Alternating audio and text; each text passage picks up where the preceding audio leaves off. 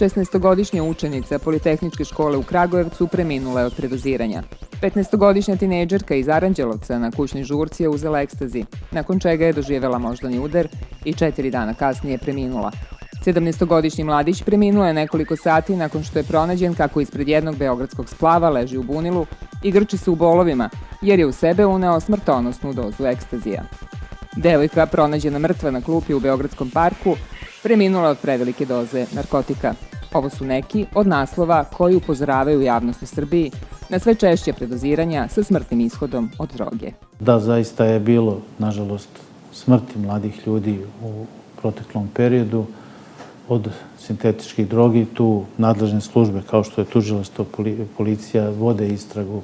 Ne znate tačno od čega se pravi taj ekstazi amfetamin, tako da se vrlo često dešavaju smrtni ishodi usled predoziranja ekstazijem, a obično zbog hipertermije, znači zbog jednog ogromnog skoka temperature čak i do 40 i zbog epileptičkih napada koji se dobijaju zbog prevelike aktivnosti mozga, uticaja ekstazija na velike električna pražnjenja u mozgu koje će normalno izazvati epinapad.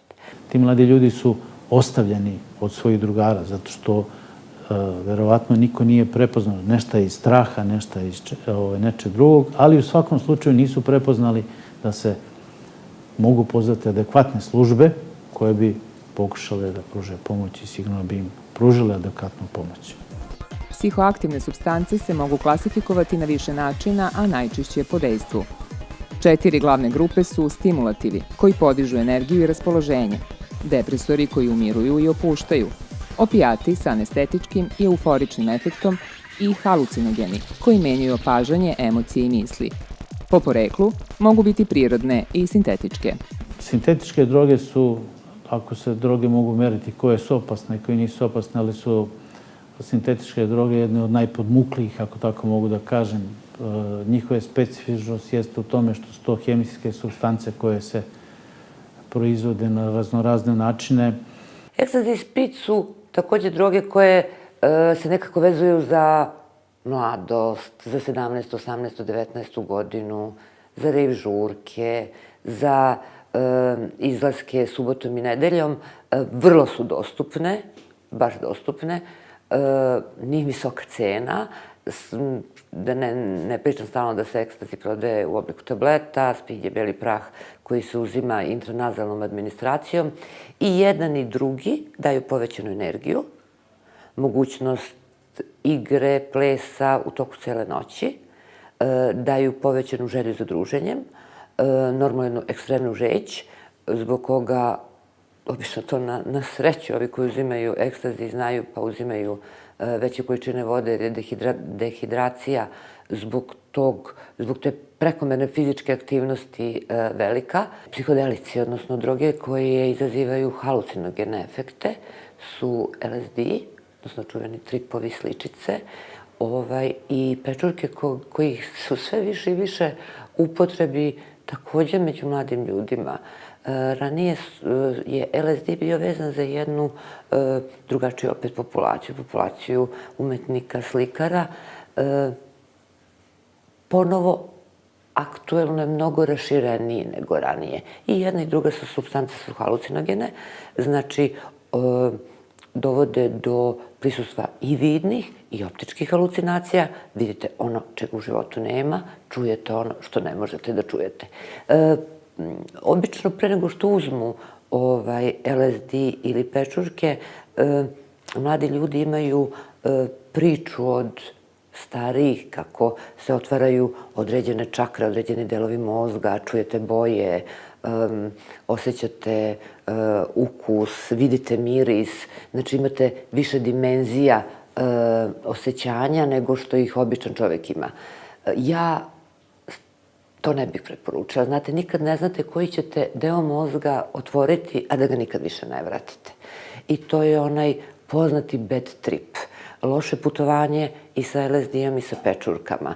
I ono što je karakteristično za obe ove droge su ti flashbackovi. Znači da posle i godinu, i 2, i 3 ulazite u situacije, psihičke situacije koje su vrlo slične jednom pravom ludilu, ali baš pravom ludilu, iz koje ne znate da li ćete izaći i kakav ćete izaći. No, dejstvo neke droge može zavisiti i od količine droge koju se uzima. Pa neka droga može ispoljavati, recimo, psihodelično dejstvo pod jednom koncentracijom, a neko drugo psihostimulansno, recimo čak i marihuana, jedna od najpoznatijih predstavnika psihoaktivnih supstanci, može spadati u takvu vrstu droge. Znači, zavisi i od načina kako se uzima, i od količine, i od karakteristika same ličnosti onoga ko tu drogu koristi. Ono što danas najviše muči roditelje i pedagoge je pitanje koji je to presudan moment kako deca pređu most iz bezbedne zone detinjstva do po život rizičnim supstancama. Da li otkriviti vaspitanje i roditelje sa idealizovanom slikom sopstvene dece, koje je sve dopušteno, školu bez autoriteta, loše vršnjačko okruženje, medije koji promovišu intrigantne stilove života, dilere i kriminalne grupe. Ono što je bitno reći, naravno, roditelji imaju velike strahove kada su u pitanju uzimanje bilo koje psihoaktivne supstancije kod deci. I taj strah je vrlo realan i vrlo razuman. I pre nego što bilo šta drugo zaista kažem na tu temu, želeo bih da kažem da je jedini siguran put, koliko god to onako nekad mladim ljudima zvučalo i utopistički, kad kažem jedini siguran put da neko ne postane zavisnik je da ne proba ništa. To je jedini pravi i pouzdan način. Kako neko prvi put proba tu drogu? Strahovi roditelja su različiti. Ima puno priče da će kad odu negde neko sipati nešto u piće, da će na taj način izazvati. Možda ima i toga, ali ono što sam ja naučio u praksi da je to zaista jako, jako retko. Ono što je možda zabrinjavajuće da prvu drogu mladi ljudi kupe, dobiju ili tako nešto od nekoga koga već poznaje. Kupe od nekog ko je malo stariji od njih, koje ide u istoj školi 2 razreda iznad njih, ili dobiju od nekog ko već koristi da bi ušao u taj veliki svet, da proba kako to izgleda i kako to stoji. Razloga za strah roditelja je jako puno. Brate, ima negde neki kser nešto? Brate, ima baš ovdje. Da, baš ovdje. Tamo ima dečko sa kapom. Gde su? Ima 2 sekcije, šta god hoćeš. Da. Ajde. Koliko? 100 dinara, brate. Pomoć. 100 dinara žam. Ponuda droga na tržištu je sve raznovrsnija, uz istovremeno sve veću dostupnost i niže cene. Država je prepoznala ovaj problem i kao jedan od glavnih segmenata borbe protiv droga označila napore za smanjenje ponude. Specifičnosti sintetičkih droga, što je njihova proizvodnja se može organizovati bilo gde uz normalnu upotrebu određenih sintetičkih supstanci. Postoje mogućnost da se i od legalnih proizvoda koji možete kupiti legalno na slobodnom tržištu, vi možete, ako je neko dobar hemičar, proizvesti određenu sintetičku supstancu koja se može koristiti. Pojedini muzički pravci su imali upotrebu droga kao sporadičnu pojavu koja ih je pratila. Tehno muzika i višesatne žurke, poznatije kao rave, postali su neodvojivi od upotrebe psihodeličnih i stimulativnih, najčešće sintetičkih droga. Mediji su velikim delom uticali na formiranje svesti o drogama kao sastavnom delu najboljih i najpoželjnijih stilova života. Sve se konzumira, sa moje tačke gledišta, ali na tehno žurkama uglavnom su amfetamini, ekstazi, MDMA, u zavisnosti od potreba publike, tako se ponašaju.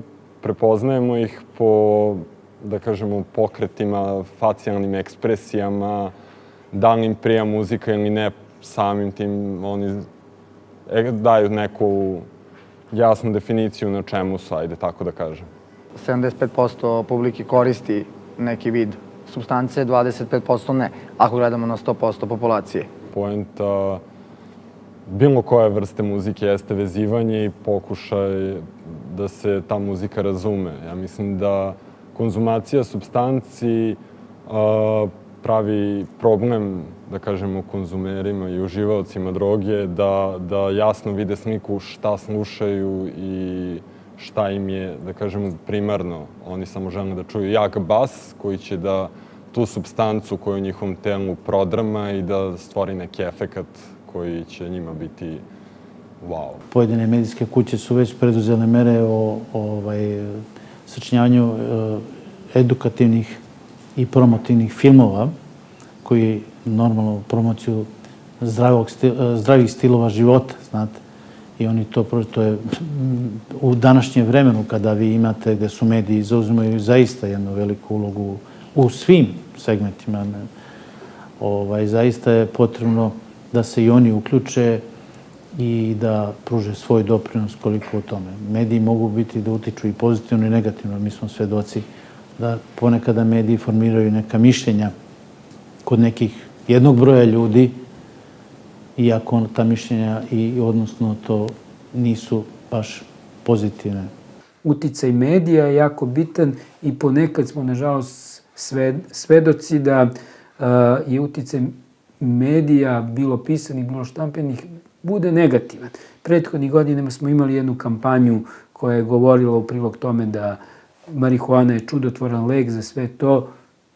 Čuli smo i izlaganje drugih lekara da to nije tako i, nažalost, često u razgovorima s decom oni ističu taj medicinski značaj. Ovo sad ne pominjem zbog marihuane, nego pominjem zbog pravilnog odnosa i pravilnog pružanja informacije.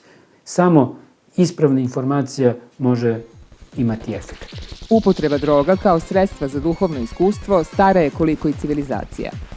Neke teorije čak određenim drogama pripisuju ključnu ulogu u razvoju velikih svetskih religija. Za neke magijske i religijske sisteme, poput šamanizma, droge su put do željene promene svesti i duhovnog iskustva.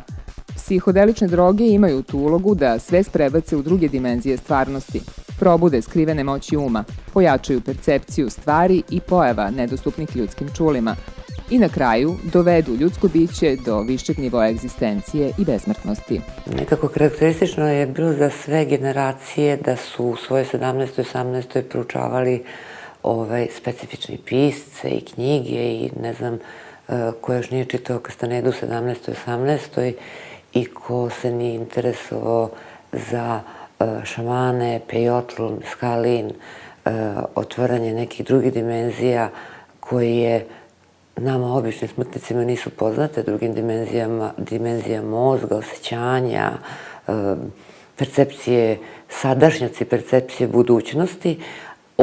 I kada to čitate u knjigama, vidite da pod vođstvom duhovnih vođa, odnosno šamana, zaista se može prodati u neke delove naše podsvesti u kojima, makar ovim običnim situacijama i običnim životima, ne možemo prodati.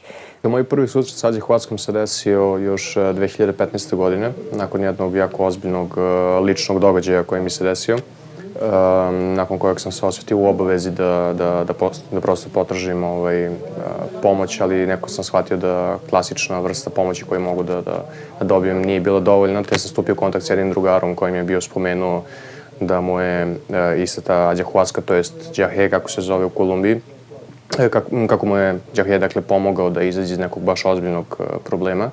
Nakon toga sam proveo 8 meseci sa tim ljudima i sa tom grupom Ađehuaskerosa u Kolumbiji, gde sam radio prosto, išao sam na te mesečne ceremonije Ađehuaske, koje su bile vrlo, vrlo bogato duhovno iskustvo za mene. A i psihološki su mi pomogle da odrastam u čoveka prosto. Sama ceremonija počinje tako što jedna osoba iz te grupe, barem s ovom grupom s kojom sam ja bio, potroši dobrih sat vremena objašnjavajući nam koji je proces i šta možemo očekivati, kako će teći ta ceremonija, šta će se dešavati. Objašnjavaju prosto od čega se pravi Ađehuaska, objašnjavaju takođe šta će nam se dešavati, uzimajući u obzir to psihodelik, močak je najpotentniji na planeti, i prosto objašnjavaju nam kako da se ponašamo u svakoj mogućoj situaciji koja se može desiti, kako prosto niko ne bi izašao sa nekom vrstom traume možda. Međutim, drugo su šamani, drugo je meskalin i pejotl, drugo je kad imate 52 godine, kada ste jedna stabilna ličnost sa razvijenim mehanizmima odbrane, sa razvijenim stavovima u životu i kada želite na neki način možda i da svoju podsvest proučite na taj način pod vođstvom duhovnih vođa. U bilo kakvoj drugoj prilici psihodelične droge mogu vas odvesti na onaj put koji sam ranije spomenula, put gde više nema povratka, gde ulazite u jednu psihotičnu epizodu i ne možete istraživati ni ove obične delove mozga, a ne delove koje su potpuno neotkrivene. Definitivno mislim da čovjek dolazi u dodir sa drugim dimenzijama, ali to čovjeku može bude jasno tek u trenutku kada uzme neki halucinogen, ali onog trenutka kada ponovo uzem halucinogen sve mi postane jasno ko dan i potpuno se samo setim koliko ovaj svijet može više toga da nam ponudi i koliko univerzum mnogo kompleksniji od onoga što mi mislimo da je. Sa ayahuascom se dešava to da postoji totalna sinestezija čula. Prosto ono što se vidi može se čuje, ono što se čuje može se osjeti i vice versa, to ide u nedogled. Recimo, meni je bio slučaj da sam mogao da svaki dodir koji sam osjetio, ali to nisu bili realni dodiri, nego prosto osjetio sam da me neka energija ispravlja, ja sam mogao da osjetim miris limuna svaki put kad se to desilo, na primjer. Drugi, na primjer, nisu imali to iskustvo. Konfuziju u javnosti izazvala je sve raširenija promocija lekovitog potencijala psihoaktivnih supstanci. Mnogobrojna istraživanja potvrdila su lekovite i blagotvorne efekte marihuane, oduvek poznate u tradicionalnoj istočničkoj medicini. Najstariji zapisi o lečenju kanabisom datiraju u 3. milenijum pre nove ere. U poslednjih par godina je jedna ogromna medijska kampanja, a mnogo veća među mladim ljudima o legalizaciji marihuane. Ono što treba da napravimo jednu razliku, distinkciju između marihuane i medicinskog kanabisa. Medicinski kanabis se u određenim projektima, u određenim zemljama koristi u smanjenju simptomatologije ponovo određenih bolesti, multiple skleroze, karcinoma grlića materice i određenim neurološkim oboljenjima kao analgetik, znači kao protiv bolova i kao opušta mišiće. Znači, medicinski kanabis nije jednako marihuana. Apsolutno ga je, moje mišljenje, u kontrolisanim uslovima, medicinskim, apsolutno ga treba koristiti, ali ne može se staviti jednakost između marihuane i medicinskog kanabisa. Borba protiv droga, koja je zadnjih decenija bila usmerena na smanjenje ponude i tražnje, doživela je svetski neuspeh. Više od 50 godina postoji stalni uzlazni trend povećanja i ponude i tražnje za drogama. Ovaj trend nisu ozbiljnije promenile ni udružene međunarodne akcije usmerene protiv organizovanog kriminala i narkokartela, ni pooštravanje kaznene i represivne politike prema proizvođačima, ali i prema korisnicima. Sve više zemalja težište svojih napora usmerava na prevenciju. Prevencija je majka svih borbi protiv suprotstavljanja narkoticima, tako da kažem. Upravo je ona i u Srbiji prepoznata i od strane vlade i svih službi koje se bave od strane kancelarije, te je vlada Republike Srbije oformila komisiju za borbu protiv narkomanije u školama. Roditelji imaju važnu ulogu u prevenciji kada su u pitanju narkotici. Bilo ko da uzme bilo koji narkotik, on mora, osnovno je da dođe do promene ponašanja. A prvo promenu ponašanja po logici stvari moraju roditelji da vide jer sa svojom decom provode najduže vremena i svoju decu najbolje poznaju. I to je veoma bitno. To jeste cilj, znači da se edukacija, to jeste prevencija, podigne na viši nivo. Imao sam prilike da na jednom festivalu da vidim kombi jedne zdravstvene organizacije koja se zapravo bavi testiranjem supstanci koje se nalaze na tom festivalu. Oni imaju svoje agente koji idu po festivalu i kupuju supstance i donose ih u taj kombi gde ih testiraju. I onda ti, da kažemo, doktori koji se bave analizom određuju koliko je nešto kvalitetno, u smislu da li je mešano sa nečim što nije to što se predstavlja i govore koliko je jako i samim tim konzumeri na tom festivalu znaju šta hoće i koliko smeju da se upuštaju u priču sa tom određenom supstancom. Na društvu kao u celini jeste jedan veliki posao da svi učestvujemo i da svi edukujemo te mlade ljude od rizika koje nosi upotreba psihoaktivnih supstanci, ujedno da edukujemo roditelje koji su ponekad možda, pogotovo ako je neki veći generacijski jaz, jako slabo upoznati uopšte kako funkcioniše taj svet. Neka edukacija treba da krene od što nižih razreda, jer deca već u 7. 8. razredu polako imaju neka svoja mišljenja koje su pobrali sa više strana. Deci treba pričati o drogama, treba im pričati realno. Treba da znaju šta su droge, jer ako ne znaju, bit će u zabludi. Nije cilj da se oni zaplaše sami po sebi, cilj je da znaju šta to nosi, da bi kada krenu u takav korak imali saznanje od toga da to može da bude jako negativno. Uporedo sa povećanjem svesti o drogama, sa efikasnijim terapijskim mogućnostima, razvija se i samo tržište droga. Mnogi ranije nepoznate biljke i biljne mešavine sa psihoaktivnim karakteristikama ulaze na tržište. Ajahuaska, kratom, halucinogena žalfija, siriska, rutvica, iboga, psihotrija. Neuporedivo veći potencijal za inovacije imaju sintetičke droge. Evropsko tržište droga beleži svakodnevnu pojavu novih hemijskih spojeva i sintetičkih droga. Sistem za rano upozoravanje upravo je Ministarstvo zdravlja oformilo da bi na teritoriji Srbije upravo predupredili pojavu novih droga, odnosno ako se i pojave da može da se određene stvari reaguje na vreme. Znači upravo taj sistem nam daje do toga.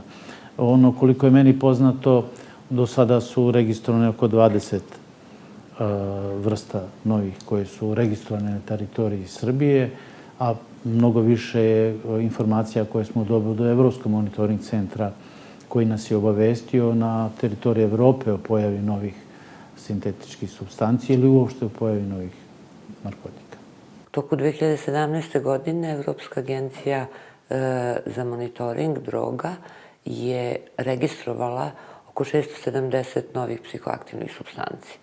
I nove psihoaktivne supstance se dele u ogromne 4 grupe. To su sintetski kanabinoidi, sintetski opioidi, novi benzodiazepini i katinoni. Nove psihoaktivne supstance su u stvari stare psihoaktivne supstance gde je samo jedna mala promena u molekulu dovela do potpuno drugog reakcije organizma konzumenta nego na uobičajene psihoaktivne supstance. Najveća grupa tih novih psihoaktivnih supstanci koje prate Međunarodna agencija za borbu protiv droga su sintetski kanabinoidi.